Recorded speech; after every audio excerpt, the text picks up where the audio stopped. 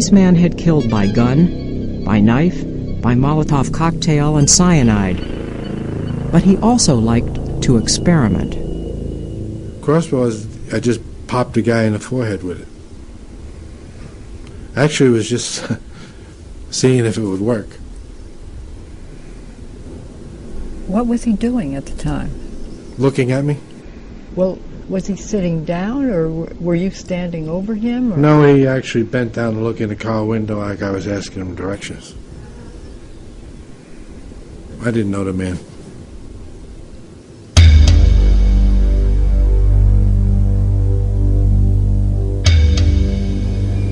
Was this a contract murder, or was it something out of anger, or was it a personal thing?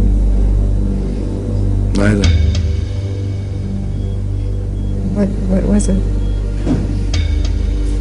I just wanted to see if this thing would work. You mean you're experimenting on somebody? Right. Did it work? It sure did. Went halfway into his head. Kuklinski was always looking for new ways to get away with murder. In the 80s, a man who was nicknamed Mr. Softy teamed up with Kuklinski. This harmless-looking ice cream vendor was in reality an Army-trained demolitions expert who was a violent and vicious killer. Mr. Softy was an individual by the name of Robert Prongay. He used to operate a Mr. Softy truck. That's why he got the name Mr. Softy. He became friendly with Kuklinski, very friendly with him. And it is our opinion that friendship led to Richard Kuklinski learning a lot about killing with different types of chemicals, including cyanide.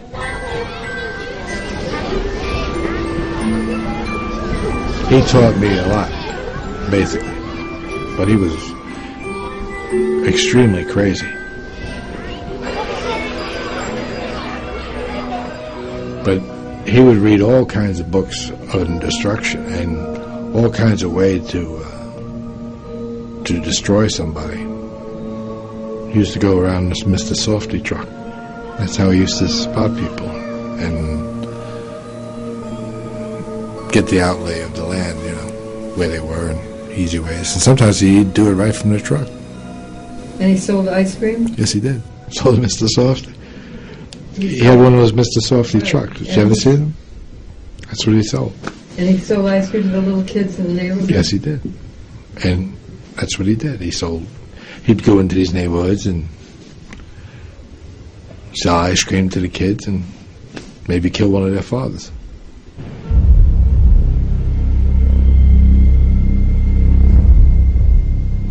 On August 9th, 1984, Mr. Softy was found dead, hanging out of the driver's side seat in his Mr. Softy ice cream truck. He had been killed by multiple gunshot wounds to the head.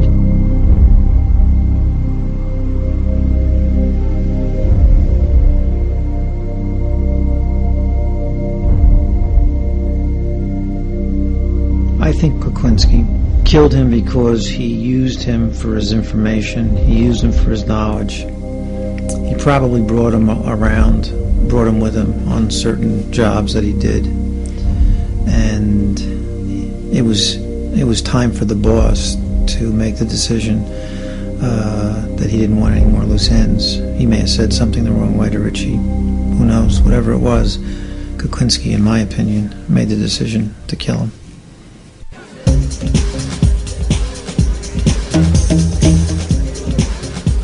After Prongay's murder, Kuklinski was hired for a dangerous contract no one else would touch. It was here in a crowded discotheque that the cyanide killing techniques learned from Mr. Softy paid off.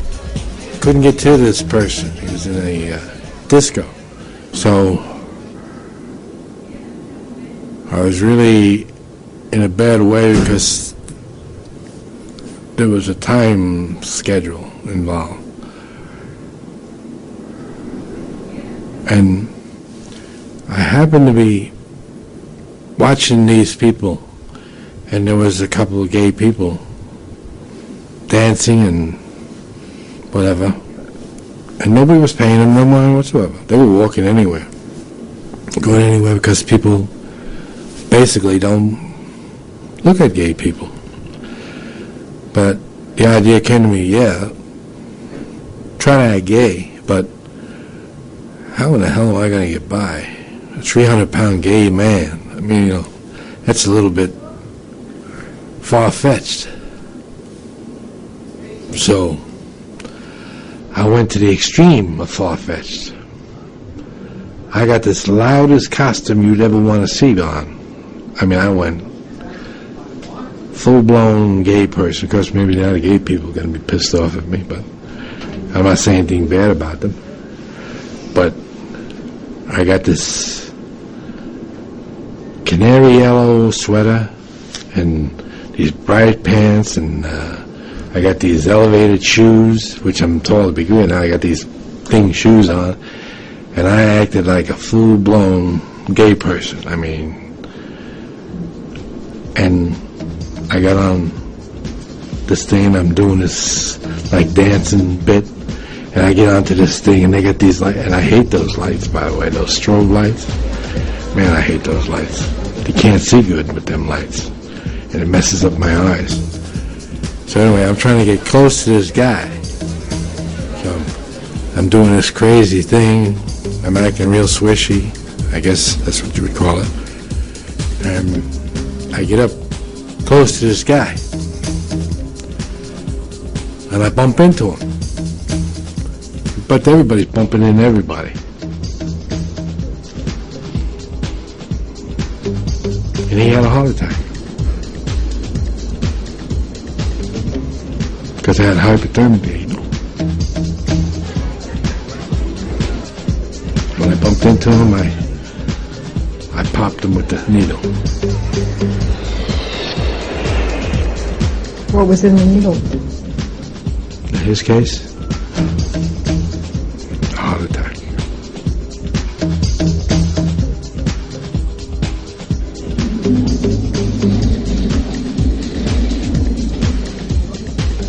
There was no doubt that Richard Kuklinski was a stone-cold killer, and most people thought that's why he was called the Iceman.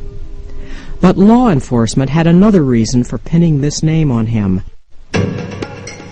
They called him the Iceman because, to confuse the time of death, he would take his victims and put them in a freezer for long periods of time.